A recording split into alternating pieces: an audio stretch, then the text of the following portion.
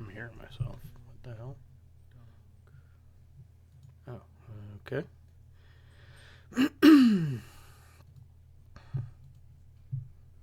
Shit. No, forgot. Okay.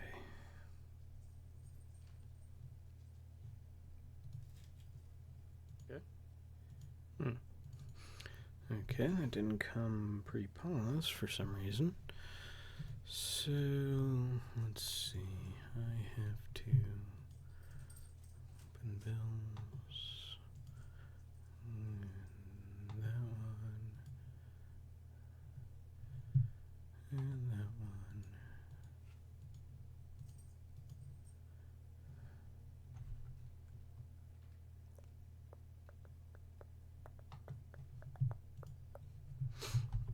Okay. Oh, that's right, that's not. Oh boy. Bills. I don't know anyone named Bill, though, so... Let's see. Got to worry about that one yet? No. Next month.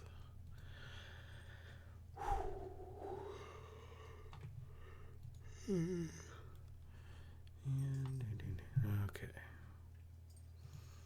There we go. 31. Okay.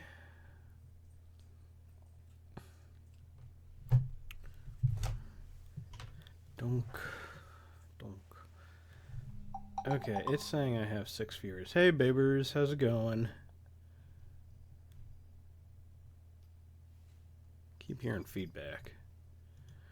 Okay. Well, 6 viewers and I have no idea who. Probably just lurkers, or it's Twitch bugging out. But, let's see. Let us begin, shall we? Hello, everyone, and welcome once again to Aniki Streams, Phoenix Wright, Ace Attorney, Trials and Tribulations, Part 9 for December 15th, 2016. I'm your host, Aniki, and my cat Snake is somewhere. He's a little mad at me because I kind of was not giving him the attention that he wanted. But that's his loss. Hopefully he'll show up. And if not, well, it's going to be very weird. He usually likes getting attention, especially when I'm talking and it's not to him. Anyway, so yes, we are continuing on. We might finish this chapter tonight. It's kind of 2 short ones, but I can't remember how lengthy they are. You know, they're short, but they got a lot of dialogue to chug through. That might be something that we deal with, but we shall see. But beforehand, what did we do last time? Quite a lot, actually. Let's see. We investigated a bit more at the restaurant. We got some information about the whatever the MC bomber thing was. Turns out it was a virus, and if I remember correctly, it was tearing through the criminal affairs department and causing Detective Gumshoe and all of those other nameless, faceless people we will never see quite a lot of havoc. And on top of that, we went to Tinder Linder, met a creepy girl who is apparently the granddaughter of some mob boss, and her boyfriend, Furio Tigre, the guy who apparently looked enough like us, I'm guessing, to pose at us, or to pose as us. Oh yeah, and he either stole one or made one of our suits and made himself an attorney badge out of corrugated cardboard. And apparently that and his hairstyle was all that it needed in order to convince everyone that it was, in fact, Phoenix Wright getting that guilty conviction for Maggie Bird, who We didn't really get a whole lot more information about her. But apparently she's real pissed at Gumshoe because of what happened in the previous trial. And he wasn't throwing her under the bus. He was presenting the facts as he knew them. But those facts as we knew them threw her under the bus. So hopefully we will be able to clear her name tonight. And so let us continue, shall we? We shall. January 8th, 9:46 a.m. District Court, Defendant Lobby number 1. We're number 1. Good morning, Mr. Wright. Good morning, Maggie. So, what do you think is going to happen today, sir? Yesterday's session didn't go so well, and then ended on a giant mystery. That's true. And we still haven't solved a single part of it yet. Are you okay, Nick? Huh? Oh, yeah, of course. I saw that little flash of doubt in your eyes. No, that wasn't doubt, that was, determination. Oh god, no Undertale jokes, please. Why don't I believe you? It's nearly time, Maggie. You better get going to the defendant's seat. Roger, don't let me down, Mr. Wright. I'm counting on you. Hey, pal. Hey, Detective Gumshoe. Quit stressing Maggie out. She doesn't need that. How did you know she was stressed? I was watching through the doorway. Oh. You look like you lost the case already. Show a bit of confidence, will you, pal? Here, maybe this'll help. Huh? Have you taken up aromatherapy, too? Not in a million years, pal. Don't tell me that you don't remember this thing. Come to think of it, that doesn't look like one of those aromatherapy bottles. This is the small bottle that turned up in the Tribune kitchen a couple of days ago. Wow, look at all these bottles! Oh, they're aromatherapy oils. You've got so many they're overflowing on the floor. Hey, wait a minute. There's one bottle that's different from all the others. Well, what do you know? And it doesn't have a label either. I wonder if that's the ear medicine. And it doesn't smell. We finally got the analysis back from the labs. So, what is it? Is it the poison? I'm afraid not, pal. It's medication. Medication? Yeah, for ears. Did I call it or what? This stream will be sans Undertale. Okay, I'll let you get away with that one, Red Rock. That one was good. Yeah, for ears. Topical use only, apparently. For ears? You mean... Yeah, it's the medication Glenn Elleg was using for his ruptured eardrum. What was Glenn Elleg's ear medicine doing in the kitchen? Small bottle refiled into the court record. What about the unidentified fingerprints? Anything on that? Someone screwed up, so they only had time to analyze the contents of the bottle. Another hour and they might have got something on the prints, but... that's gonna weaken its impact as a piece of evidence. Okay, pal. This is it. Make sure your defense is impregnable today. Got it? Why would I want to get the courtroom knocked up?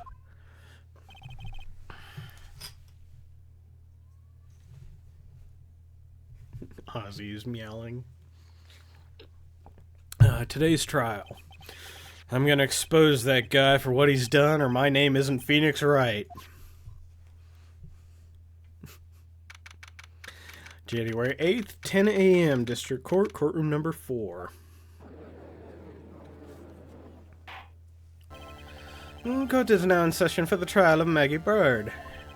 The defense is ready, Your Honor. Ready and waiting as always, Your Honor. Very good. Then we'll get underway at once. Yesterday we heard the testimony of Mr. Victor Von Kudo. I almost called him Victor Von Karma. He claims to have witnessed the defendant putting a powder into the victim's coffee.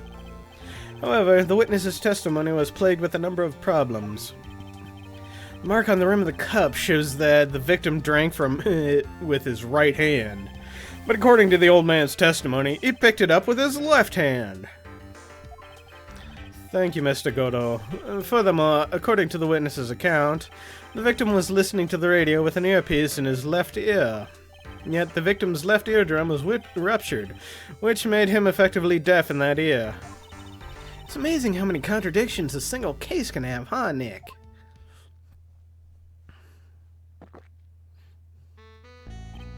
Huh. Let me to enlighten you, Your Honor. The world, you see, keeps turning, and we must turn with it. You've lost me already, Mr. Godot. Don't let the mysteries of yesterday mystify you today. Only losers think like that. You've got to change with the times. That's one of my rules. Are you implying that you've resolved these contradictions? You know the answers to the you know the answers to these riddles? The old guy wasn't just throwing seeds in here, he was throwing us off the scent. And today I'll prove it. Very well. Let the first witness take the stand. Oh god. And you are? Oh, bonjour everyone! I am Jean Armstrong, the owner of and head chef at the Tribulations restaurant. Enchanté! Forgive me for asking, witness, but are you... Wow! Are you a woman? Oh la la, monsieur! As you can see, I am le pert and pokey gentleman, non? On the day of the incident, you were in Tribulations' kitchen. Isn't that right? With you, monsieur. Everything feels right.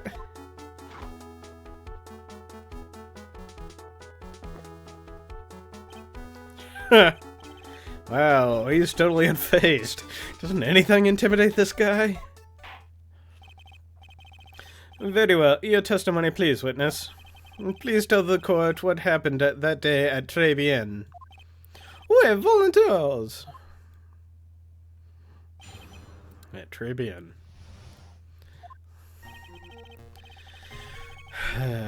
When it all happened, there were just 2 customers in my restaurant. I remember I was experimenting with some new art decos that day, like having a large mirror between the tables, for example. Well, perhaps that is what the old man was looking at. Look up the earpiece and the glasses. He would have seen everything in reverse, non?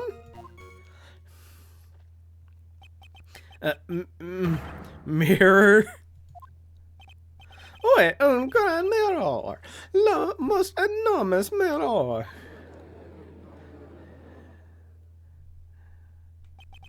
And suddenly, the mystery disappears. Like I said, the world keeps turning, so roll with it. That would explain the coffee cup and the earpiece conundrum. The mirror would have made everything appear back to front. What the heck? It's way too early in the morning for this to be happening to me. No, then, Mr. Wright. You may begin your cross-examination. Got a little French there for half a second. Okay, let's see. What happens there were just 2 customers in the restaurant. It's been the testimony thus far. It's not gonna tell me anything.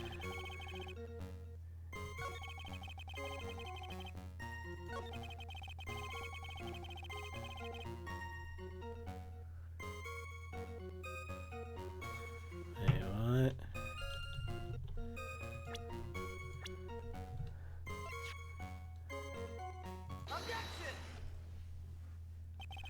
Coffee cup, the earpiece, and the HMD.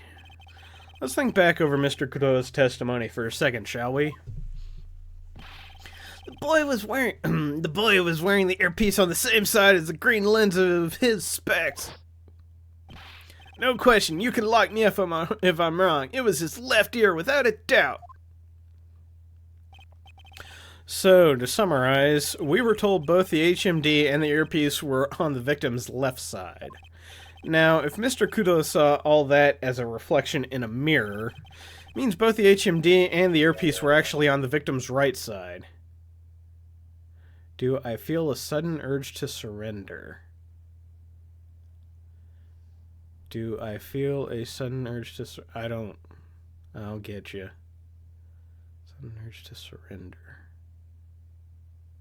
Okay, anyway. Exactamente, you see, monsieur. Now that you think about it, it is not so odd, non? Unfortunately, that's where you run into a monumental contradiction with the facts. If Mr. Kudo really did see everything in a mirror, why is it that the HMD is now on the wrong side of his head?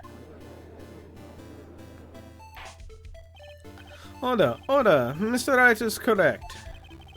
If the witness genuinely observed the victim reflected in a mirror, he said you felt French. No, I said I went French for a little bit. And yes, I see where you got that now. Then we would expect the victim's earpiece to have been over his right eye.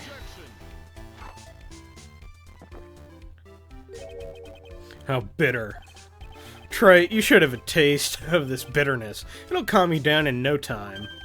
Are we talking about your coffee or something completely different? You don't understand the way the witness thinks. How he thinks? You remember this, I presume? The I broke the vase sorry apology Mr. Kudo's sworn testimony? Exactly. The old man has one very grievous habit, other than throwing seeds. The more of an impression something makes, the more muddled his mind makes it. What's the most striking thing about Mr. Ellig? Clearly, it is the victim's eyepiece. And that's my point. The old man strikes again. Mr. Ellig's HMD made a big impression on the old man.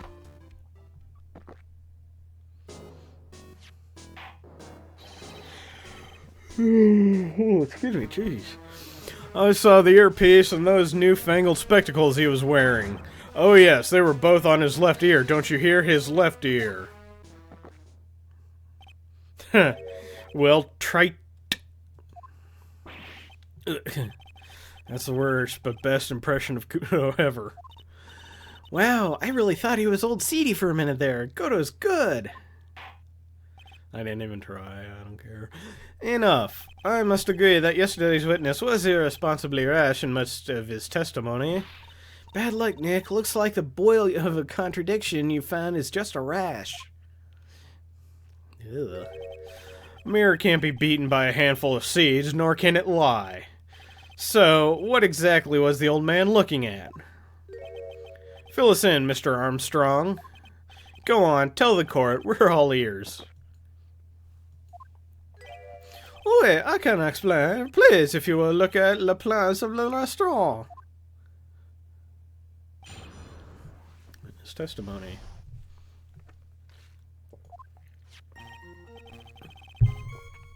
Alors, is everyone sitting comfortably? The mirror was in the middle of the restaurant, dividing it into halves. There is only one sieve from which you could have seen them. An image of the victim. That was the seat at the table next to the victims. That was where the old man was sitting. After the terrible incident occurred, I moved the mirror so it was not in the way. But naturally, I did not touch anything else. I see no problems with the explanation we have just heard.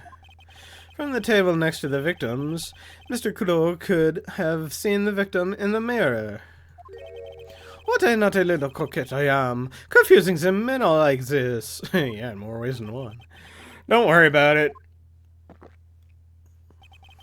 We can keep up, except for the guy breaking out in a cold sweat over there again. Ugh, I hate that guy. You said you didn't touch anything apart from the mirror.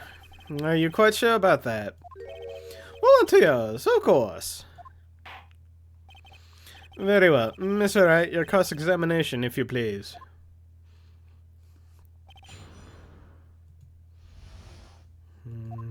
Okay. The restaurant.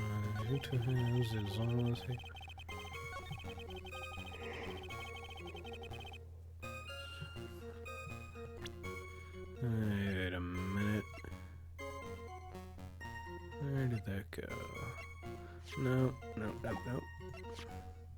This is good. I broke this. It's in my seat. I'm sorry. Crime photo. Ah. No, you didn't.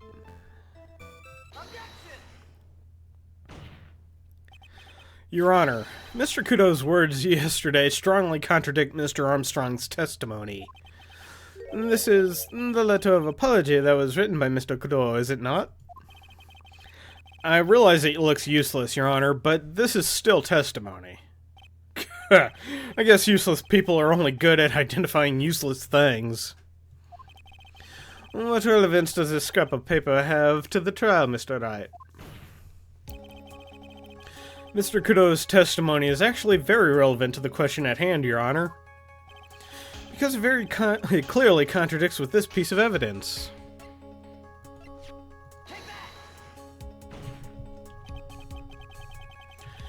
This piece of evidence contradicts with testimony we have heard, Your Honor.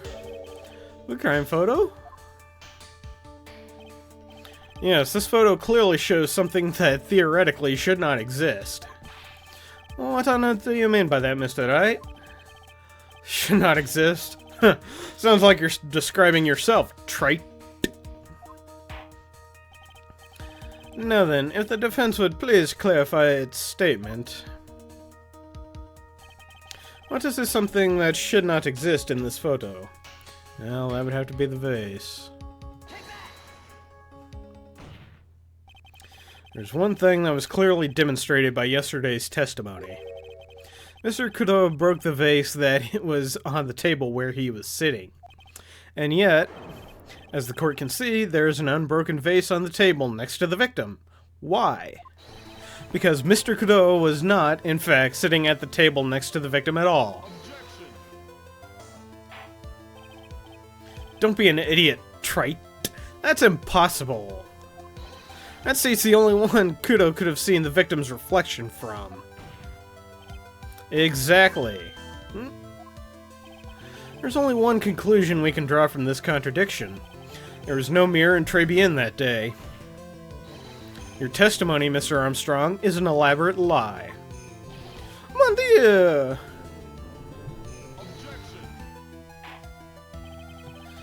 Don't try to confuse the court, trite. Obviously, the witness cleaned up the vase, while the police were taking their time getting to the crime scene. Unfortunately, Mr. Godo, that doesn't quite work for me. Mr. Armstrong already testified to the contrary. In his own words, I did not touch anything else except the mirror. Well,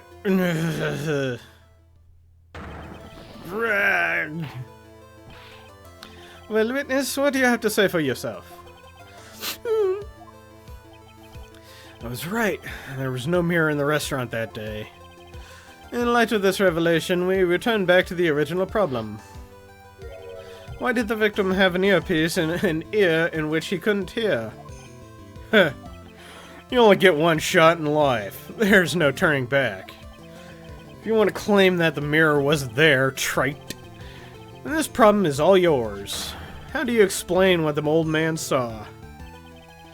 If I can answer this, then I'll be that much closer to the truth. I can feel it. Are you gonna be okay? Can you really solve this contradiction, Nick? There's more than just this one contradiction, Maya. What do you mean? Remember what Maggie told us? There was another man at the table, or the victim's table. And there was a sample CD on the victim's table. All flies in the face of Mr. Kudo's testimony. And I think I know the reason why nothing in this case is adding up. Well, Mr. Wright, let's hear your answer. Yes, Your Honor. The reason behind all the contradiction in Mr. Kudo's testimony is simple. The victim was a phony. That's the only one that even looks like it makes sense. This case is riddled with contradictions, yet there is one very simple answer that clears them all up. And what is that? The incident Mr. Kudo witnessed and the incident the victim experienced were two completely different events. What? Yes, the victim that Mr. Kudo saw wasn't Mr. Glenn Ellig at all. It was an imposter, a phony pretending to be Mr. Ellig. Obviously, unlike the victim, there was nothing wrong with the imposter's left eardrum. That's how he ended up wearing the earpiece in his left ear by mistake.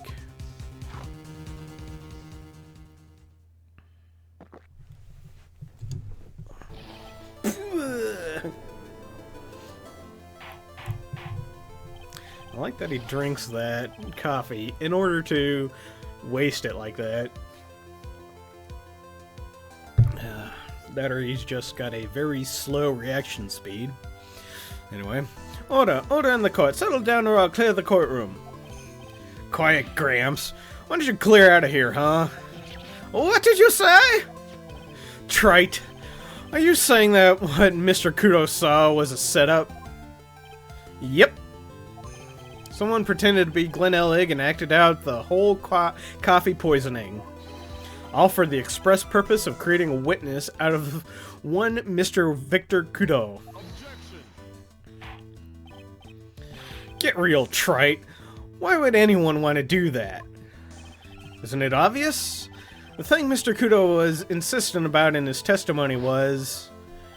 Serving girl brought him a Javachino, but she put something in it. That's the serving girl, right there in the defendant's chair. I remember her well. It's so hard to believe, but... There's one, and only one reason to show Mr. Kudo this fake poisoning. To show Maggie Bird in the act of poisoning the coffee. You insinuating that the witness in the old man's story was a fake as well? It's true that there were no other customers in the restaurant at the time, but... It's also true that the chef was there. He would have noticed what was happening. That's right. Well, witness, if your restaurant really was the scene of such theatrics, you would have known about it, correct? Ooh la la, this is most difficult for me. No, it's quite simple. All you have to do is testify. You are under oath, after all. Was there, in fact, a phony at Tribulations that day? The defense demands that Mr. Armstrong tell the whole truth about what happened. You can't handle the truth. The defense's request for additional testimony is accepted. You will accurately explain in detail the events in the restaurant that day. Oui. I like that. The judge got a little raw there for a second. He doesn't really lash out, but apparently that set him off. You know, being told to shut up by someone. And it was the prosecutor, no less. These are the moments I live for. Not really, but you know. The victim, Monsieur Ellig, he came to my restaurant alone. I remember the old man arrived not long after him. There were no other customers. When he got word he had won the lottery, Mon Ellig became very excited. It was approximately 5 minutes later that the poisoning incident occurred. None, there was no time for a phony to do the acting.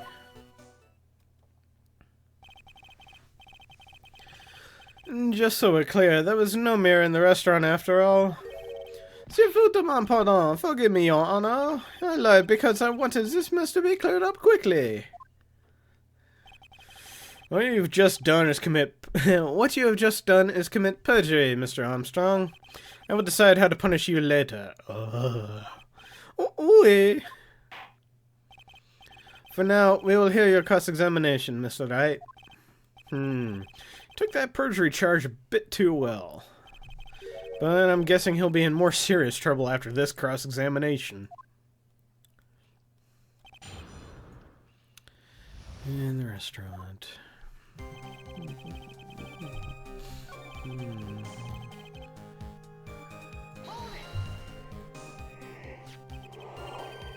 Oh, excuse me.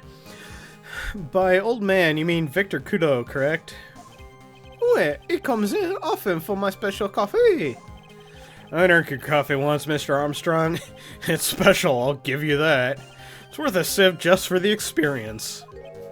Oh, you make me so happy, monsieur. You are most welcome anytime. I said it was worth one sip, and nothing more. So, Mr. Kudo arrived at the restaurant around the same time as the victim. Maybe I should ask about his arrival in more detail. So you're saying that not much time elapsed when the victim and Mr. Kudo arrived? Wait, that is correct. But that still leaves the possibility that something happened in that gap of time. And by your recollection, how much time would you say elapsed?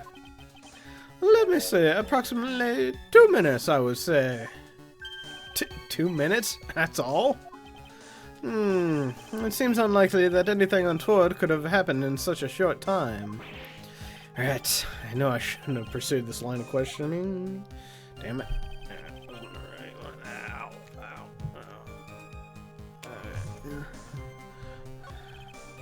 Let me try the other one. Okay, there we go. Out of curiosity, about what time was it when Mr. Kudo arrived? Oh no, I cannot remember, monsieur. I believe we were told by the witness yesterday. The crime was reported at 2:25 by a kind of scary old man, sir. Does that perhaps jog your memory, witness? The incident happened about 20 minutes after you arrived. So the victim must have arrived between 2 p.m. and 2:10, no? Just after 2, huh? Thank you for your help in jogging my memory, monsieur. You are wonderful. I can't sit here all the time and do nothing, now can I? Hello, Bob Zombie, how's it going? Yes. The time of day will be added to the witness's testimony. Oui, Monsieur George, everything I do it for you. Merci bien. That's French, isn't it? Uh-oh, I think he's got a man crush on him now. Glad at least one person is in a good mood. He's even humming a song to himself. Just after 2 p.m. Well, that doesn't make sense because... Here's that flyer... No, no, no, no, no, no, no, no, no, no, no, no, no, no. Ah, 1:30 p.m. Bonk. I'm afraid I finally got you, Mr. Armstrong. Quoi? What do you mean? At the time in question, the victim was listening to the radio with his earpiece. The show he was listening to was Millionaire Radio. Each week they announced the winning numbers of a $500,000 lottery ticket. Wait, is that must be the show mon leg was listening to? I can't see any problem with this testimony, Mr. Wright. I wonder... You say the victim arrived at your restaurant after 2 p.m., correct? Oui, I am sure of it. I remember it perfectly now. I know it was that time because I had just finished serving the lunch menu. Get to the point, Trite, if you have one. That show is broadcast live at 1:30 p.m., and it claims to be the most thrilling 10 minutes of your life. It's on the air, 1:30? Now, supposedly the victim made some noise when it was announced that he had won. And yet, I don't believe his cry of joy could have occurred after 2 p.m. Because the show had already finished more than 30 minutes earlier by that point in time. Non! This victim we've been told about has done nothing but the impossible. Listen to the radio with a ruptured eardrum, catching a great show that was already over. Wait a minute, it just occurred to me. Okay, that's going into his right ear, so this is in fact an accurate picture. But, yeah, Bub Zombie, how's it going, man? There's only one conclusion you can draw from these facts. This victim was an imposter, acting out the poisoning 30 minutes after the real murder. Yes, there were two Glenelg eggs in Tribulations that day. The real Glenegg, now dead, having been poisoned by the real killer, and the phony Glenelg, acting out the events for Mr. Kudo to witness. It certainly seems that way. I mean, if it wasn't... Man, he's becoming a little French, isn't he? Sent you something on Facebook that screams Canada. What, does it literally scream Canada? Like a 10-hour-long YouTube clip that's just Canada! Canada! Canada! On repeat. I mean, if that wasn't the case, how could you explain the time discrepancy?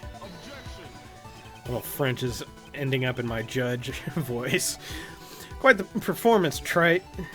Weather Network. Moose licking warning issued in this Canadian province. Oh, okay, I gotta see this. Moose licking. My sister Alberta Parks has issued a sincere... Sorry, I didn't. I hate that when videos on websites that you didn't know they were on there have an autoplay on top of that. Ugh. Anyway, the Thursday, only in Canada would there be a car-licking moose warning. Alberta Parks. Yeah, my sister was bitten by a moose once. Okay, quite a performance, Trite. You are almost on a roll. But sadly, you lack the rock-hard foundation of rhythm to build your song. What is this? Music Theory 101? Let's recap. According to your imaginative theory, it's now just after 2 p.m. The phony Glenelg is performing a play for the benefit of Mr. Kudo. How do you explain then where the real Glenelg is? I don't believe I have to spell this out for the court. However, at the time, the real Glenegg was already dead. That's certainly the obvious conclusion. Thank you, Trite. That's exactly what I was hoping you would say. What? Now, I presume you can prove this theory of yours? Can you explain where the missing corpse went to?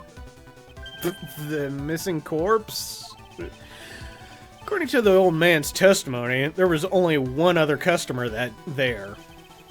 If that customer was the phony Glenelg, then where did the killer hide the body of the real victim? Nyarg! Nyarg? The prosecution has a valid point, Mr. Wright. If your theory is to stand up to examination by the court, you must provide us the proof by answering the prosecution's question. Where did the killer hide the body? Yes, Your Honor. No conjecture, Trite. Let us hear some facts for once. Show the court a piece of evidence that proves where the body was hidden. Evidence? What's with this intense pressure in here all of a sudden? Thought I had him with that contradiction. But he's turned it all around and backed me into a corner instead. Well, Mr. Wright, the court will now hear the defense's theory and evidence. First, where was the body of the real Mr. Ellie concealed? Oh, inside Tribulations.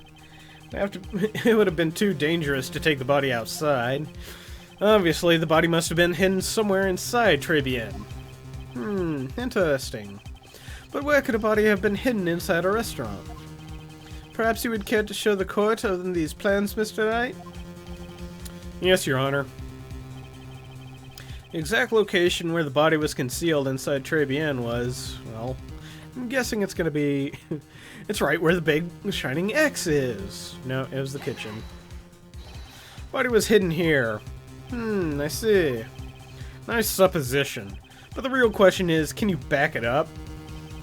Where's the evidence that proves the body was hidden in that location? Well, small bottle. Mr. Armstrong, do you recognize this bottle? No, I have never seen that ugly bottle in my life. I only use the very best bottles, monsieur. The highest quality only for me. Where was that bottle found, Mr. Wright? Interestingly enough, Your Honor, it was found in the kitchen of Tribulations. Quoi? But I only ever use these bottles for my aromatherapy oils. This bottle doesn't contain aromatherapy oil, Mr. Armstrong. No, it contains medication. Excuse me. What kind of medication? I'm sure everybody remembers, don't they? Mr. Ellick visited an otolaryngological, an ear doctor clinic, and was given medication that day. You can't be serious. The defense had the contents of the bottle analyzed, and I have the lab results here. The contents of the bottle matched the prescription that was given to Mr. Ellig. Glenn Ellig's murderer hid the body in the restaurant kitchen, at which time this bottle fell out of the victim's pocket. Mr. Armstrong, when the incident occurred, didn't you say you were in the kitchen? Mon Dieu! Yes, you know what I'm about to say. It was you who hid the victim's body. You did a fine job pretending to defend my client, Maggie Bird. However, you were setting her up to take the fall behind the poor girl's back. Non! Order! This is an extraordinary development. Witness, did you murder Mr. Glenn Ellig? Never! I could not do such a horrible thing.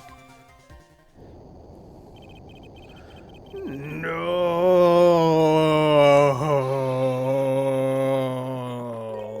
Mr. Godo. The bitterness. Every time I get lied to, I always down a mug of coffee. It's one of my rules. Do you have the slightest idea how many cups you've had by now? And I like to do the same thing to the person who lied to me. I like to take them down with my empty cup. Listen up, chef. How about a brand new flavor in your ear, my H-deficient friend? Je vous demande pardon, please, you must hear me out. It is a trap, listen to me. Por favor. You hablo español, Mr. Armstrong, and por favor is Spanish. I'm only gonna ask you once, did you do it? None, absolutely none. Well, that's that's an even number of nones, so that's yes. Simply, Let's hear it. Excuse me. You've got one shot, right, Gramps? Witness, the court will permit you the chance to make one final statement. If you lie under oath again, Mr. Godo's coffee mug awaits you, as does my gavel. Oui, it is clear. What do they always say in movies? I've got a bad feeling about this. Very well. Begin your final testimony, Mr. Armstrong. The confession. It is true, I hid the body in the kitchen. A man forced me to do it. I had no choice. I had to go along with him because there was a reason why I could not refuse. But I did not kill him, I swear, you must believe me. You were forced? By who? I cannot say, or I will be erased. Well, let's try a different question then. When Mr. Ellick died, was he really the only person at his table? There was... Is that a TB? Oh, Trabian, okay. There was another man. I knew it. Now he was telling the truth. You may cross-examine the witness now, Mr. Wright. There's just one more thing I need to do. I gotta break this guy and get him to tell us the name of the real killer. Well, I had no choice. So there's a reason why I cannot refuse.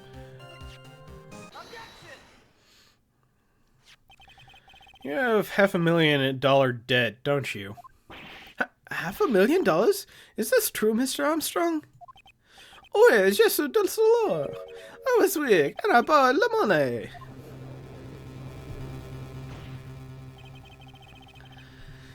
This is Mr. Armstrong's Achilles heel.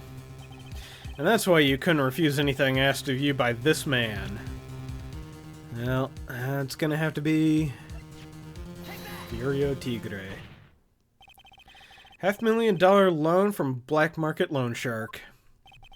And you had no way of paying it back, did you?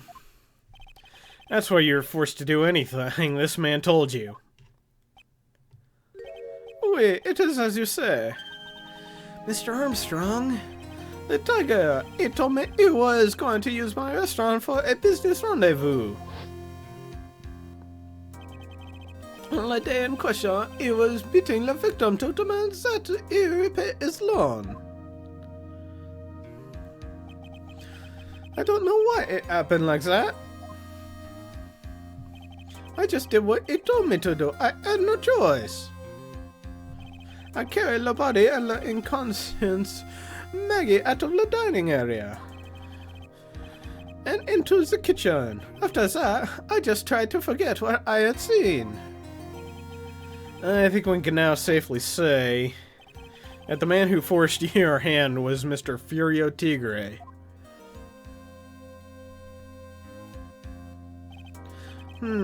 I do have one further question for you, Mr. Armstrong. The poison and the lottery ticket were recovered from the defendant's apron pocket. Was that your doing as well? None. I knew nothing about that. Making it look like it was Maggie who had done it, I was not. It is despicable. Mr. Godot. You will summon the Furio Tigre as a witness. I doubt that can be arranged today, so we will adjourn for now. Proceedings will continue tomorrow. Well, that was quick. 30 minutes. What? Trial will go on. I'll see to it myself. I need half an hour to get that guy on the stand. Not a minute more. How the... Don't sit back and relax yet, trite. No one knows if that chef is really telling the truth or not. This trial could still go either way, just like the witness. Very well. Your request is granted, Mr. Godot. We will resume once Mr. Tigre is ready to take the stand. Until then, court is adjourned for a 30-minute recess. Okay, that was a quick one. So hopefully... yeah, we're going to continue on. With any luck, this won't take too long. But I have a feeling we can finish it tonight. January 8th, 1:21 p.m. District Court, Defendant Lobby Number 1. So we're finally going to see the tiger on the stand. We've almost got this case won now, Nick. I wish I could agree. Huh? When I cross-examined Mr. Armstrong just now, he said he was just doing what the tiger told him to do. Godot picked up on it, remember? He pointed out that without proof, we don't know if what he testified is the truth. You mean, you think Mr. Armstrong was lying? I don't know, but if that's the line the prosecution takes, we could be in trouble. I get the feeling that we don't have the case-making evidence we're gonna need. Hey, pal! Detective Gumshoe! What are you so jumpy about, Detective? Your hair's standing on end. Hey, that's the pot calling kettle black, little Miss Topknot. It's not a top knot! Never mind about the hair, just calm down, alright? I can't stand still when I don't have a job to do. I kind of get wound up. No kidding. You gotta have me do something you need me to do, pal. Anything. Well, hey, I'm gonna take a jog back down to the precinct. I could get some prints analyzed for you if you got an hour. An hour? Trouble, we're reconvened by then. But, Nick, we still don't have a really decisive piece of evidence, right? True. Not some kind of trump card to pull out of the bag. We're really stuck. You said you could get some fingerprint analysis done in an hour? You bet. In that case, would you mind checking the prints on this for me? Excuse me.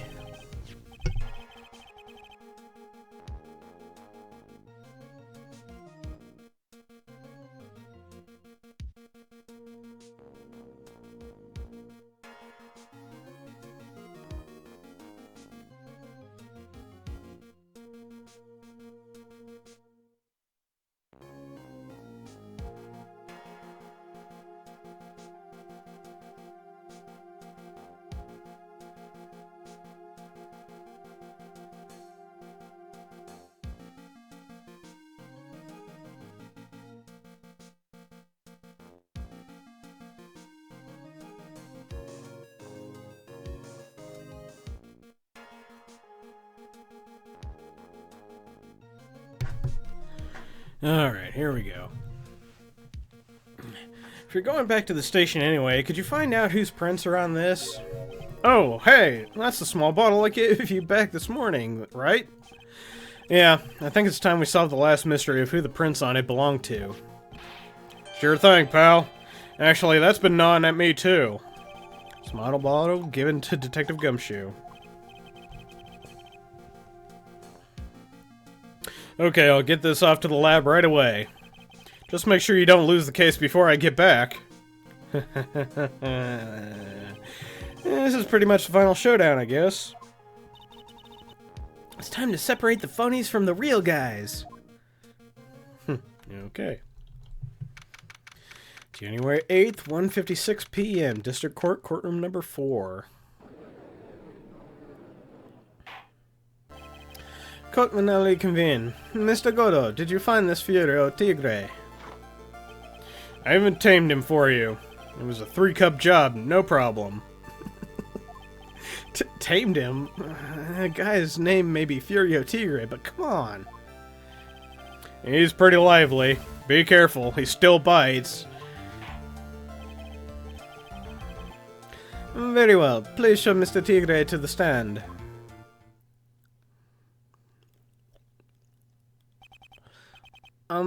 Witness, please state your name and occupation. Ah! Don't hide under the table, Maya. Unless there's room down there for me, too. What you say to me? Nothing. I didn't say nothing, honest. I could have guessed that the fear would induce a bad Brooklyn accent in the judge. I got business to take care of, you hear me? So who the hell called me into this hole? Was it you, Spiky? No, of course not. It was the judge.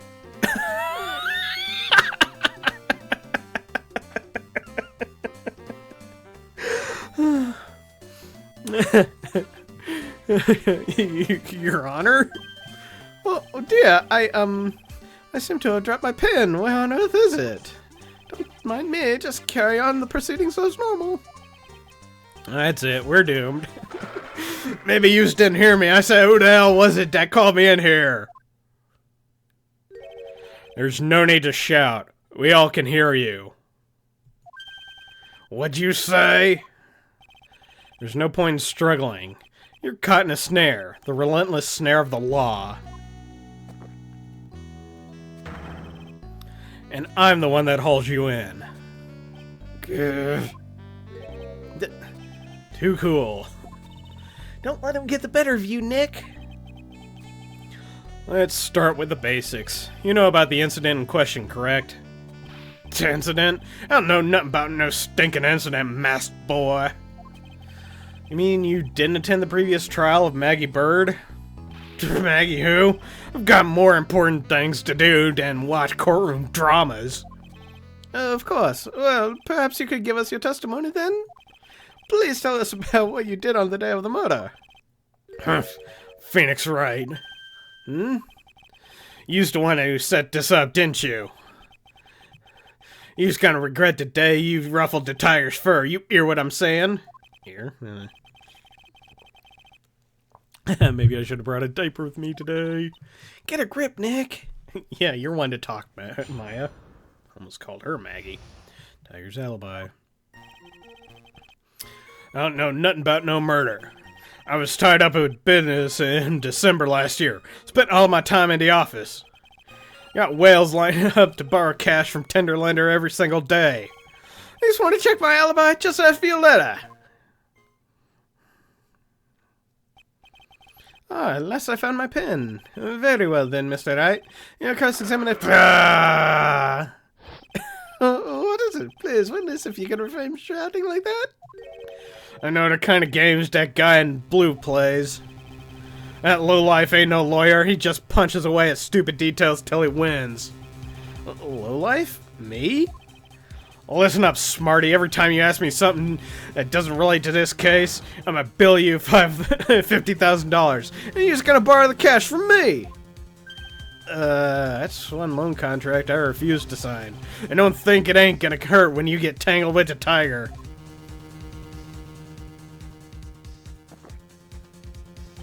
I love a good spectator sport. Just a minute. That really is not... This witness is, how can I put it, a hungry tiger roaming the urban jungle. Get on his bad side and he'll bite everyone's heads off. Yours too. Very well. I have no choice but to impose a penalty system here. You better be listening. I said I got business to take care of. Big business. If I don't split now, I ain't gonna catch my bus.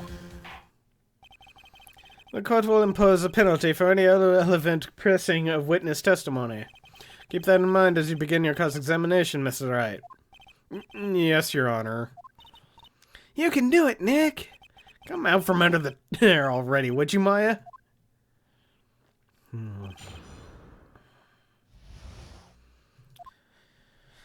About no murder. Spend all my time. Yes. Are you sure about that? We're talking about 1 month ago, you know. Do you see these teeth? That's how sharp my secretary is. Sharp? Is he talking about Viola Cadaverini? She writes everything in my scheduler. December, mainly in the office. That's what it says, so that's where I was. That seems like a rather sketchy schedule. Excuse me a second.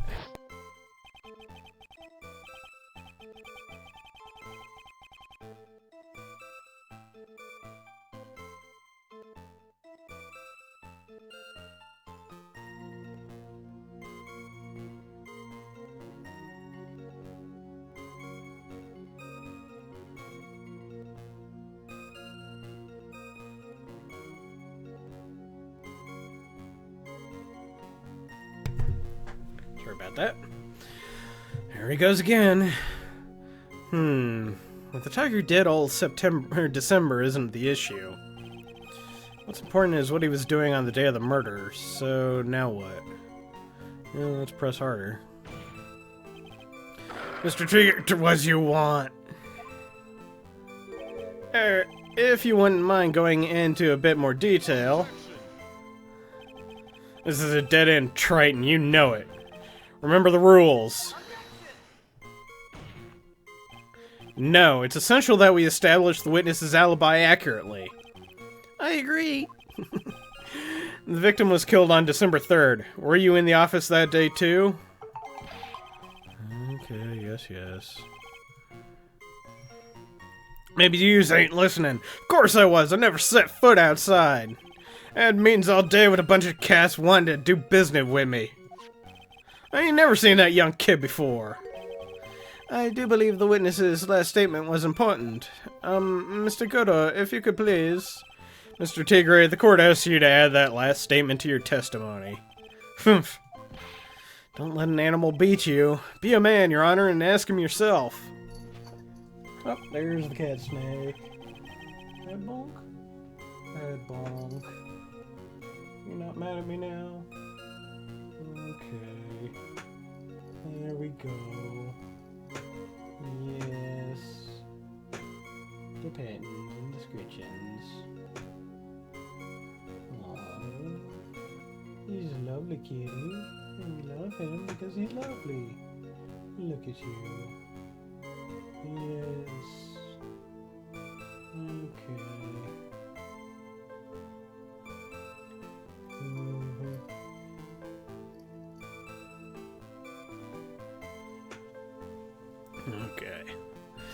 Okay. I was in the office too. I never saw that kid before.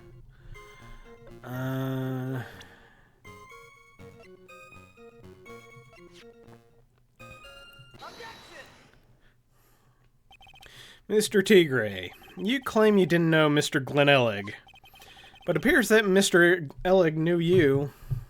Here he comes. There we go. He gets him. What?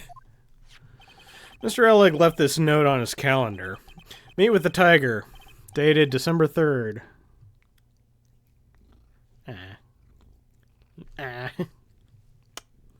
Yes. Kitty butt. Oh, it's not quite on screen. But there we go. I'm glad you're not mad at me now anymore. Yeah. There we go. There's some cat butt. Okay. Oh, Jack.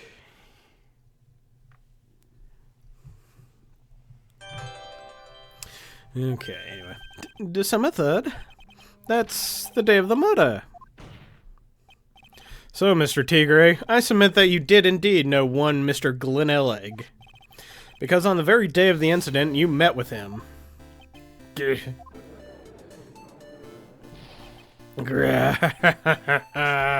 Not bad, you's actually not bad. Sorry? I was just messing with you to see how good you are. Did you hear that, Nick? He said you're not bad. That's one compliment I can do without. Plus, he's lying through his teeth. Witness, please remember that you're under oath. Lies will not be tolerated. You just calling me a liar? Is that what you're doing? Ruh-roh. So you're saying that your claim to have never seen that kid before is the truth? I said I'm dead serious. You better believe me that's the truth. And I'd say that gives me time to enjoy another cup of pure black magic. That is, while you testify for the court again, Mr. Tigray. Oh, yes, would you mind indulging the court witness? You never actually met the victim? That's gotta be a lie right there. It's time I nailed this guy. Boo, make him my bitch. Victim Glenelg. I ain't no lawyer. I never met Glenelg. There was some lame guy with that name, though. Wanted to borrow cash from me. Set up a meeting with the guy at my office, Tender Lender. Waited around for him, but he ain't never showed. I ain't never even been to that Tribulations joint, you see her? Well, we know that's a lie right there. I see. That all seems perfectly logical. You had arranged to meet with the victim, but he didn't show up. I've heard it's pretty hard to keep appointments when you're dead. Very well, you may begin your cross-examination, Mr. Wright. Yes, Your Honor. Didn't I tell you I got a big deal going down today? I ain't gonna make my bus now. I'm gonna have to take the express train. That bill's going straight to you, right? Good. Victim Glenelg.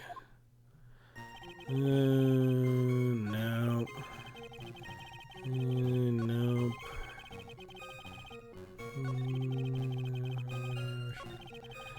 Been to Tribulations joins here. That is patently absurd because we found these at your place in the ashes or whatever. Mr. Tigray, is there something you'd like to tell the court about these matches? Matches? What's you talking about? I found them in your office at Tender Lender. They're from that restaurant. What? If you've really never been to Tribulations before, what was the book of matches, or the restaurant's matches, doing on your desk? He's been snooping around in my stuff now, too, wise guy? What are you, my ball and chain? Ain't no broad controlling me. Okay. Order. Well, witness, I think it's time you started telling us the truth, don't you? Sorry, I'm terribly sorry. Forgive me. Ain't no pussycat. I won't go back on what I said. But okay, I was at that joint that day. What? Well, listen good, alright? I might have been there, but I still never met that kid. Well. Looks like an order just came in for another testimony. I'm this close to proving it was him. He did meet Glenelg that day. And he did put poison in his coffee. Must have. At Tribune. I was supposed to meet with him. I opened the door to the joint. So I went over. Oh, wait. Excuse me. Sorry. I opened the door to the joint. I saw one ugly scene. Guy was laid out over the table, stiff as concrete. Figured if the place wasn't hot already, it was gonna be, so I split. Heard the cop sirens on my way out, and I went straight back to my office. I see. You didn't actually meet with him in the end, then? Well, Mr. Wright, your cross-examination, please. Yes, Your Honor. Hold it. If I wait around here any longer, I ain't even gonna make the normal express. No more stupid questions. No problem. Anytime Trite presses you on something irrelevant, I'll see he pays a penalty. Mr. Godo, that's my job. Your job is to slam that little hammer of yours and call a guilty verdict. So do it. Yes, sir. Special Express ain't cheap, right? Just so yous know, since you's paying. Oh, man. Doesn't the rule of law mean anything around here? Well, clearly not. At Tribune. Supposed to be camera. Wait a minute. Yeah, Tribune. You can know there's a divider. I think the crime scene photo even says so. You can't really tell. It looks like it, but that could be the counter or whatever. Anyway, so, yeah. You're something of a loan-collecting pro, aren't you, Mr. Tigre? No one escapes the tiger's clutches. Well, I'm something of a lie-detecting pro. And no one escapes the Phoenix's clutches. I think it's time we got something straight. What's this, Trite? New line of irrelevant questioning? These are the floor plans of the crime scene. So you were standing at the entrance, Mr. Tigre. From there, your field of vision would have covered an area something like this. Indeed, the witness would have a clear view of the victim's seat. Isn't that what I just said? I saw the back of the kid's head. Unfortunately for you, that is not possible. If the court would think back, you'll remember that between each of the tables is a tall partition. Why, that's true. Now look at the plans again, and the truth is painfully obvious. From the entrance, the field of vision of any customer walking in ends here.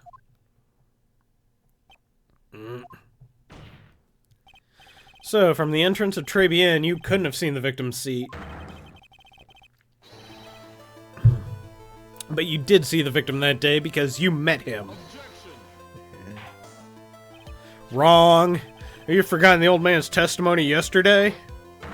The victim was alone at his table.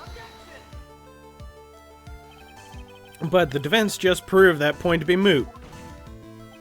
The victim witnessed by Mr. Kudo was not Glenelg, but a fake. What? In order to have Mr. Kudo falsely testify, the real killer posed as the victim. He had just killed and acted out a charade. That will do. This trial has gone on long enough without the obvious questioning being answered. Who exactly was this real killer who impersonated the victim? You say the killer murdered Glenelg, and then impersonated his victim in a performance for Victor Kudo.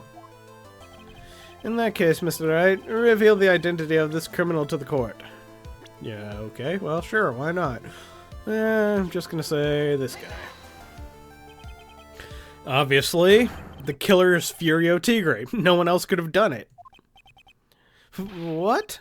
Well, witness?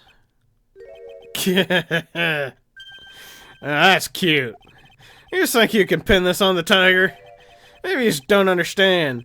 Tiger's king of the jungle. So I dares you to say it again. Come on, you got the guts. You can threaten me, Mr. Tigre. It's the defense. Go ahead and tell the witness, Mr. Wright. Mr. Wright? Sounds to me like it may be you, old man. You just got guts, I'll give you that. Mr. Wright, don't leave me to handle this alone. Perhaps I can end this embarrassment. Mr. Godo. Let's just go back over Mr. Kudo's testimony one more time. Yep. Stretcher kitty, yawner kitty, head bonk kitty, bonk. Aww. Head bonk kitty. Okay. The old victim didn't just see the the old man didn't just see the victim. Oh no no no no no. Serving girl brought him cappuccino, but she put something in it. There's no question about it. She very conspicuously put some white powder in there. Was the victim he saw the real victim or not? That doesn't matter. Fact remains, he saw the accused put the poison into the coffee. Yes, it was the witches who poisoned the coffee. Very impressive, Mr. Godo. Waiting for my absence to launch your attack. I like this case. Found your pen at last, trite. It was in my pocket. But anyway, Mr. Kudo witnessed two people that day. He saw the victim, the supposed Mr. Glenelg, and the waitress from behind. Yes, your point, Mr. Wright? I think the conclusion is obvious. If this Glenelg was really the killer in disguise, Transformers, killers in disguise, then surely it's possible the waitress was also part of the show. What? You mean the waitress was an imposter as well? The defendant, Miss Bird, fell unconscious immediately after the incident. And someone used her fainting to hatch an elaborate plan to pin the murder on her. Who on earth was it? Who was this witness that Mr. Kudo witnessed? I'm gonna bet it's probably her. Who is this woman? Her name is Viola Cadaverini. She's an employee of Tinderlender. You're making a big mistake. Do you know who Violetta's grandfather is? You better be going home in an armored truck tonight if you know what I mean. Stop shaking, Nick. Where was I? Yes, the defendant, Miss Bird, stated the following. Well, when I took the coffee over to the victim's table, it's true there was another customer in the restaurant. She was sort of creepy, and she had kind of a cackling laugh. There are just too many contradictions in this case. The second man at the victim's table, who nobody but Miss Bird seems to have seen. The earpiece worn by the victim in his left ear when the eardrum was supposedly ruptured. And the radio show he was supposedly listening to half an hour after it was over. There's only one logical explanation that clears up all of these contradictions. The whole incident took place twice, once for real and once for show. And Mr. Furio Tigre, the only person who could have committed the crime, was you. Witness? What have you got to say? That's cute. Sorry? You're alright. I could do with a guy like you around. What do you mean? Okay, I'm in on this game. I'm gonna have to charter a jet to get me to my meeting now, but I'm gonna give you one more thing to think about before I go. Something to think about? He's got it all wrapped up nice, huh, Wright? But you've missed out on one real important thing. But that can't be. I was in the joint that day, and I met that kid, too. But I couldn't have poisoned him, you hear? What? Do you really expect us to believe you now, Mr. Tigre? Huh. What a troublemaker. Troublemaker? Looks like we're gonna need another one for the road.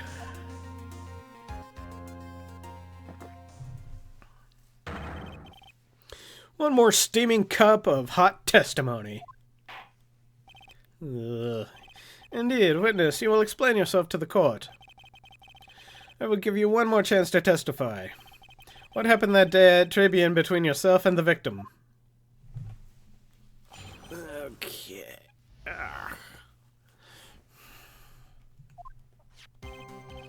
Yeah, I loaned like the cash about $100,000. That day, we was due to have a little chat. Kid had hit his payback date, see? So anyway, he tells me he's got no way to pay up. I'm about to flatten the guy when he starts screaming. Yes, I won $500,000. He got lucky, you know, real lucky. If that waitress hadn't done what she'd done, everything would have been over. No, I see that the principal amount you loaned to Mr. Ellig was $50,000. Yeah, well, you got the VIG. You got the VIG to take into account. Interest builds up fast, you know? VIG. That's faster than the fast. $100,000 is twice his principal. And the repayment deadline was December 3rd, the day of the incident in question. Yeah, he was one lucky kid. He got that $500,000 just in time. So I ain't have no reason to kill the kid. If I ain't got no motive, you ain't got no case. His motive? He has to have one, but what is it? It couldn't have been, hey, I just won $500,000. I have the winning ticket right here. Punch, steal, run. Or punch, kill, run. You know, that kind of thing. Anyway.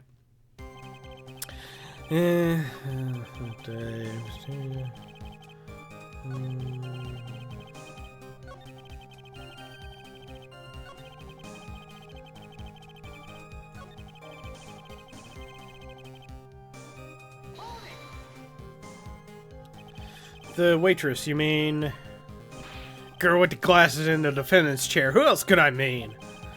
If she hadn't gotten in the way, things would have been bada bing, bada boom, over and done with. Maybe I should push a little on this. What do you mean things would have been over and done with? Sorry, you's all there. What? I'm talking about the cash.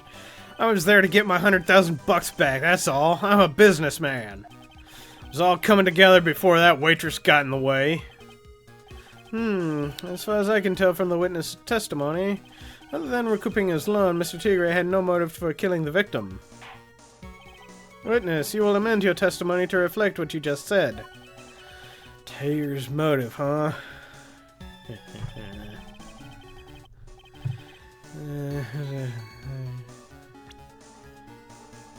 What about maybe this? So, you just intended to get back the $100,000 Mr. Ellig owed you, correct? I loaned the guy the cash, so that's my right. Unfortunately for Mr. Ellig, I don't believe the $100,000 is what you were after. What are you getting at, trite? What else would a moneylender be after other than money? Oh, the moneylender was after money. But money in a totally different league. The kind of money that a single disc like this would fetch. What is that? A computer virus, Your Honor. A virus called MC Bomber. A computer virus? What does one of those do? A computer virus is a program that wreaks havoc on the insides of computers. A computer? What does one of those do? Shut up. Guess the beard isn't the only part of his honor that is from the Stone Age. Yeah. I'll explain it to you later, Your Honor. Right now, the important point. A virus like MC Bomber would be worth several $1 million on the black market. Several $1 million? Lending money with no hope of ever seeing repayment would normally be bad for business. But in this case, the very fact that Glenn Ellig had no way to repay the money is crucial. What? Glenn Ellig was a programmer, a highly skilled programmer. That skill was the collateral Mr. Ellig put up in order to borrow the money. Objection. You're trying to suggest the witness's motive was to get hold of that program? Exactly. The witness may have poor fashion sense, but he is by no means an idiot, trite. A man like him could get his hands on $1 million without resorting to murder. Of course he could, provided that he had the time. But what if he needed the money right then? When the pressure's on, the luxury of choice tends to disappear. It seems you have a logical conclusion for this theory, Mr. Wright. Would you care to share it with us? Why did Mr. Tigre need money to the tune of $1 million?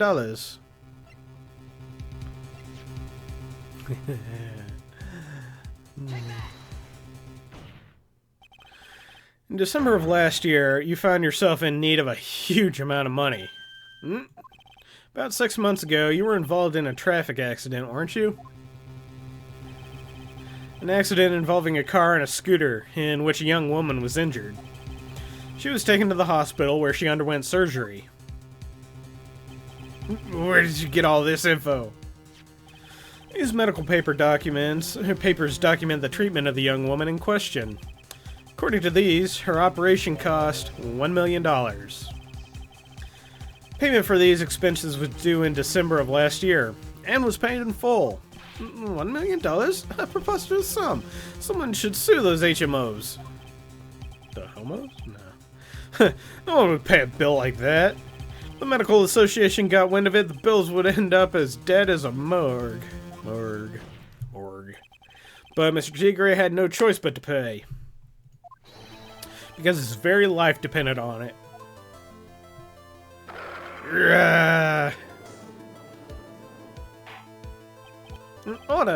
Order! You say his life depended on it, Mr. Wright? Indeed it did, simply because the injured woman was none other than Viola Cadaverini. Did you say Cadaverini? Bruto Cadaverini, mob boss in charge of all underworld activities in the city, and doting grandfather to his precious Violetta, also known as Viola Cadaverini. Your life was in danger unless you paid compensation to the boss, correct? It makes sense. You were desperate to acquire that $1 million Cadaverini demanded of you. So desperate, in fact, that you decided to sacrifice Glenn Ellig's life to pay your debt.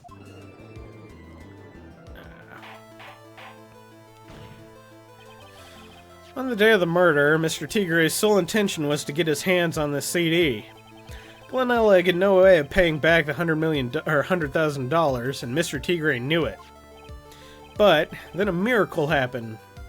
The kind that Mr. Tigre would prefer to say never happened, but he can't. Neither can I. The lottery win? Exactly. At the 11th hour, Mr. Ellig won $500,000 on the lottery, which left Mr. Tigre with no way of getting his hands on the all-important CD. At least, no legitimate way.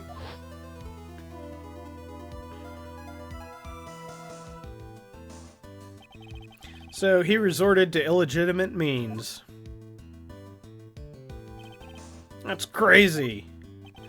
He murdered Glenn Ellig and then made his next move, to frame Maggie Bird for the crime. Mr. Tigre posed as Glenn Ellig, while Viola Cadaverini played the role of Miss Bird. And then they reenacted the whole thing in order to establish a witness. The witness being the one we all heard testify yesterday, Mr. Victor Cotto. Like I said, trite. That's crazy. No one could pull off a stunt like that. For starters, there's no way the chef could have been kept out of it.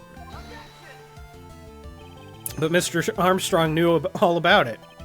Have you forgotten already, Mr. Godo? Mr. Armstrong owed the witness money too. $500,000, in fact. He had no choice but to go along with Mr. Tigre's plan.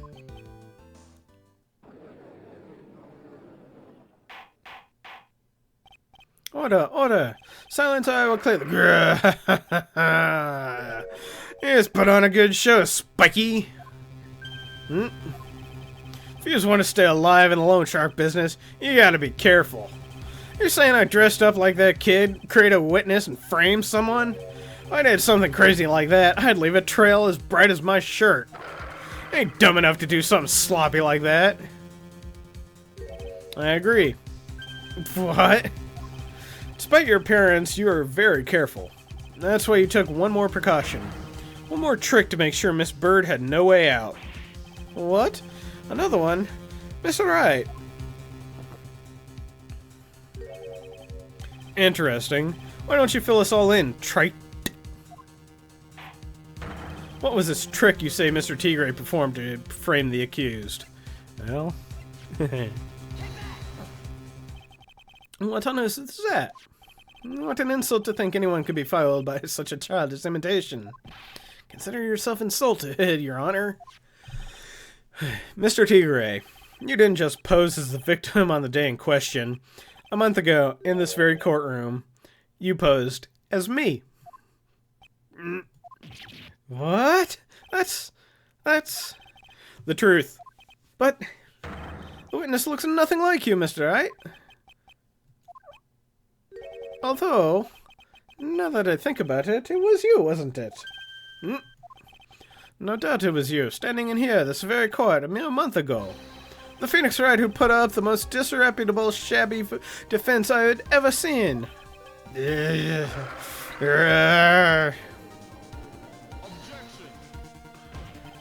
Can you prove that, Gramps?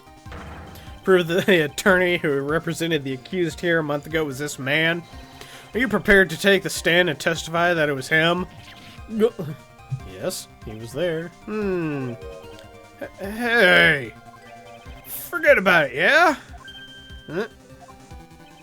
I wouldn't do something like that, not me. You made a mistake, right? It was someone else, huh? Have you no pride, sir?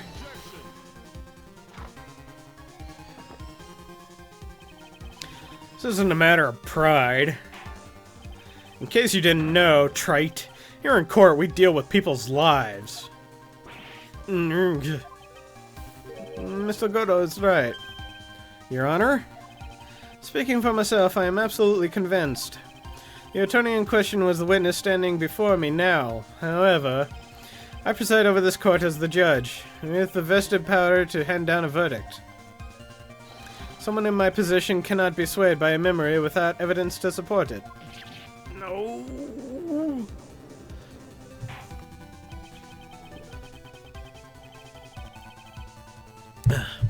If the defense has no further evidence, the court will now excuse the witness.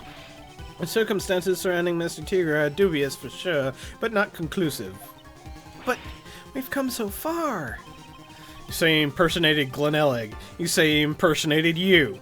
But none of that adds up to a murder charge. You don't have a shred of evidence that the witness poisoned the victim's coffee.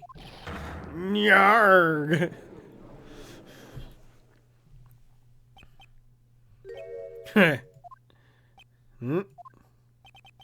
Sucks to be you, right?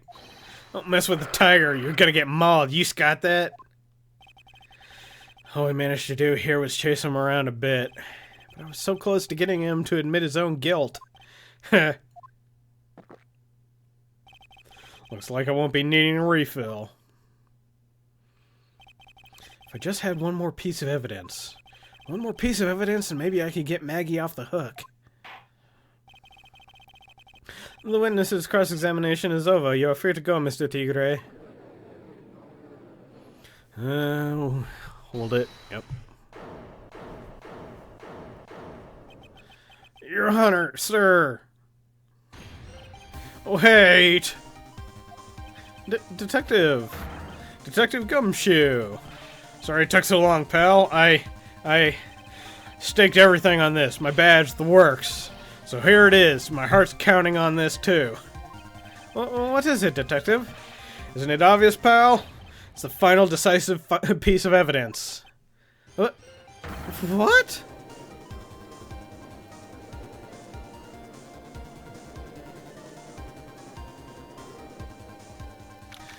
January 8th, 2:48 p.m. District Court, Defendant Lobby Number 1. Sorry it took so long, pal, but I finally got the results from the lab. The results? About the prints, pal, from this medicine bottle. Oh, so? Do you know who the prints belong to now? Do you think I'm some kind of hack detective? Of course I know! So, tell us, they're the tigers, right? I knew it! You bet. Clear as crystal all over the bottle. They're Furio Tigre's paw prints, alright. That's great, we've got them now, Nick. What's wrong with you? You've hardly said a word since Detective Gumshoe got here. He's laid everything out on the line for this, Nick. I know. Look, I'm sorry. It's kind of hard to say, but it really doesn't make any difference whose prints are out of that bottle now. Huh? What? Why not? What we need to produce at this stage in the trial is irrefutable evidence that the Tigre put poison in Glenn Ellick's coffee. He's already admitted that he met the victim. The fact that his prints are on this bottle, that really doesn't make any difference now. I knew it. Great, no matter how hard I tried, I'm never any use. Hey, don't be so hard on yourself. This was our last chance to help Maggie, and I've been working on some useless piece of evidence the whole time. It's alright, I'm a real loser. It's not breaking news to me, pal.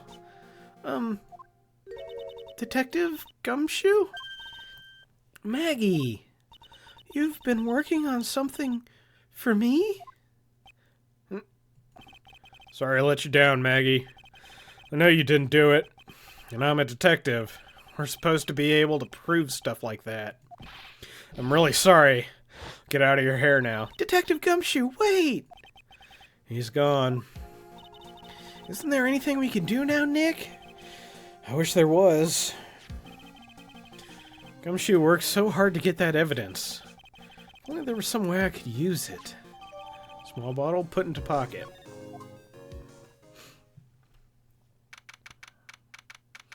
January 8th, 3:04 p.m. District Court, Courtroom Number 4.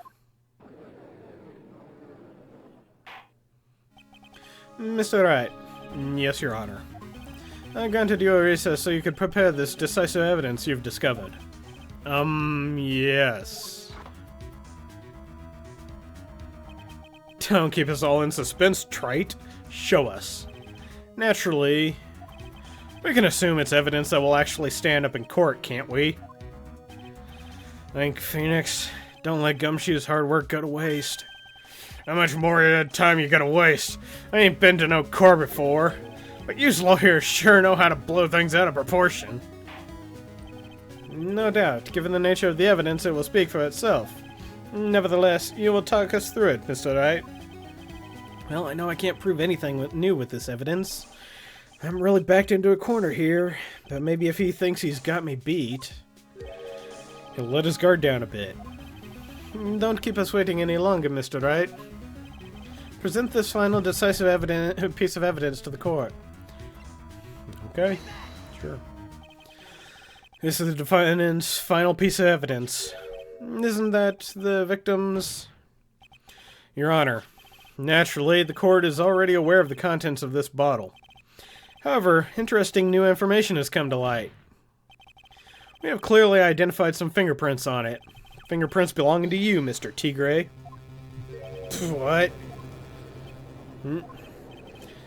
But, Mr. Wright, what conclusion are you hoping to draw from this new information? Everyone in here knows what this bottle contains, except one man. One person in this courtroom should theoretically be in the dark. My prints are on that pansy-looking bottle? Is that what you're saying? Well, what in the hell's in it, anyway? Phony trial, a phony lawyer, and phony clues. Everything about this case has been phony.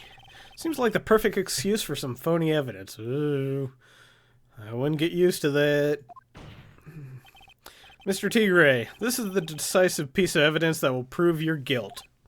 Why? Because it contains... This is the bottle containing the potassium cyanide. Potassium cyanide? The poison used to murder Mr. Ellig, Your Honor. The victim's killer used this very bottle. And on this bottle, Mr. Tigre, we found your fingerprints. Well, how do you explain that? You'd make a good clown, you'd know that. What? You ain't never gonna get this to stick. It's just making me laugh now. You think a cheap bluff like that's gonna fool the tiger? Bluff? I can see straight through you, Phoenix Wright. I ain't the bottle with the cyanide in it. No. This is the bottle we found traces of the poison in. Don't mess with the tiger, or you're just gonna get ripped to shreds. The cyanide bottle was brown and it was made of glass. That cheap piece of trash. Don't look nothing like it.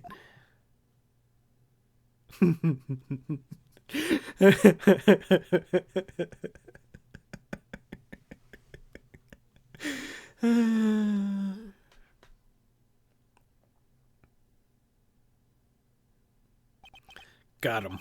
At last. What? Why has everyone gone quiet? I said that bottle. Is this the bottle you're referring to? Yeah, that's it. That's the bottle the cyanide was in. You just ain't gonna find my prints on that bottle. Don't let that cozy-looking suit fool you, people. That's just lawyer playing games. Tell him, Godo. Tell that guy where to go. You still haven't figured it out. Don't you realize what you just said? What I said? What did I just say? You were summoned to this court for the first time earlier today. If you really had nothing to do with the murder, you should have known all the little details. For instance, you should have known what kind of bottle the potassium cyanide was in. Yeah. But just now, you slipped up in front of every single person in this courtroom. You described the exact bottle used by the killer to hold the poison. You just don't know what he's messing with. I'm the tiger. I control millions of dollars on the black market. You think I'm gonna let some jumped up suit get the better of me? Sure, the last piece of evidence was phony. But that's just what you deserve. The phony trial with a phony lawyer. It was all played out by you, the biggest phony of all.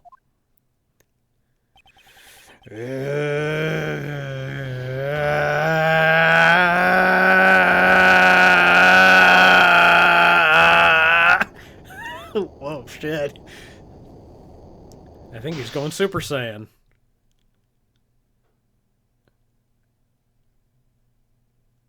What the? What's going on? It looks like a blackout.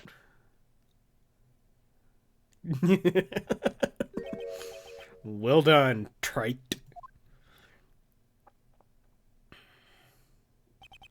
Save my 17th cup of coffee just for you. Savor it while you watch your caged prey. Okay. Well, that happened.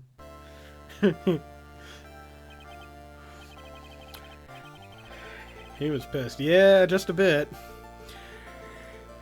Right? You kind of tug at his toe, but if this one hollers, he won't be let go. Prosecution will be sure to take care of Mr. Tigre, won't you, Mr. Godot? He is being arrested on suspicion of the murder of Glenn Ellig, Your Honor. Fortunately for us, we managed to rectify a very grave error. Miss Bird was found guilty in the absence of a genuine defense attorney. Yes, she was. And in the absence of genuine evidence. But the tiger made one mistake. Indeed. And you very nearly got away with everything if it wasn't for that one slip of the tongue. Fiora Tigre is a truly frightening criminal. Truly frightening one is that defense attorney over there. Go to. Well, I am now in the position to deliver my verdict. This court finds the defendant, Maggie Bird, not guilty. Yay!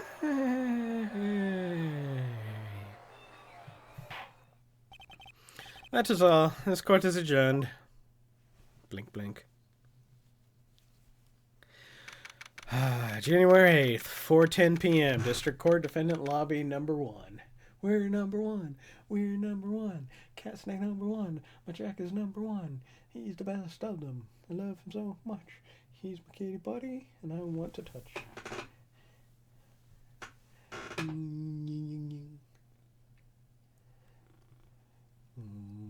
Cute color kitty.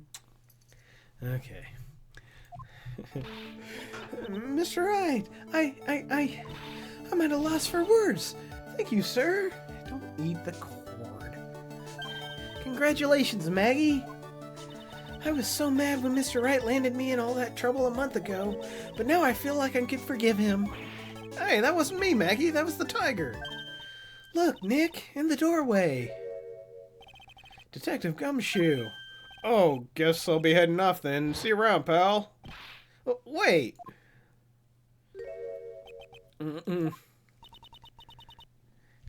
Detective Gumshoe? Oh yeah. Congratulations, Maggie. Thanks. I knew you were innocent all along. Why didn't you say that in your testimony then? Huh? Oh, well, I was... Well, guess I'll be heading off then. See you around. Wait up, detective. He just ran off. Maggie, why are you being so hard on him? He busted his butt for you. It's thanks to him that we got the medication bottle. That wasn't even any use. But it's only because Mr. Wright used it so cleverly. Detective Gumshoe was just running around in circles. Poor guy. Looks like she still isn't ready to forgive him. Can't you put in a good word for him, Nick? Yeah, mine is right. I should help Gumshoe out. It's clear he needs it. Maggie, you know, Detective Gumshoe's been really worried about you through all of this. I wanted to believe that, sir. But on that first day of trial, he practically gave the judge a free pass to lock me up.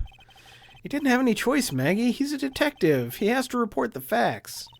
He doubted me, that's why. He thought I might have done it.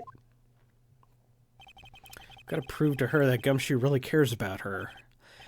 I know, I'll give her a little present to celebrate her freedom. Day old weenies and rice. Here you are. Present to celebrate your freedom. That's present from Detective Gumshoe, made with a ton of love. He said you lost weight and he was worried about you. Detective Gumshoe? I actually really like weenies, you know? The fuck was that? Did you guys hear that? I'm pretty hungry myself, you know? Yeah, the trial dragged on a bit today, didn't it? Is it okay if I eat this now? Go right ahead, Maggie. Oh, I think she's crying. No, that's just rice stuck to her. So, how is it, Maggie? It's really good. I think she's crying, but that just might be her glasses. So, the case of phony versus genuine comes to an end. False allegations surrounding Maggie have all been cleared up. And who knows, maybe a whole new chapter of her life is about to start.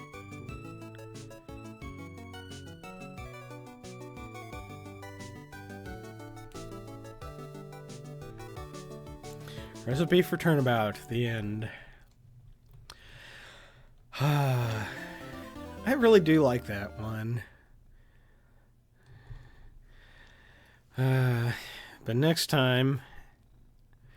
Well, I don't know if any of our viewers remember, a while ago I've said that this game kind of revolved around Mia. Well, this next one... Well, here, let me back up. The first case was her second trial. The next case that we have to do, Turnabout Beginnings, is her first trial. And it's going to be a very interesting one, I assure you.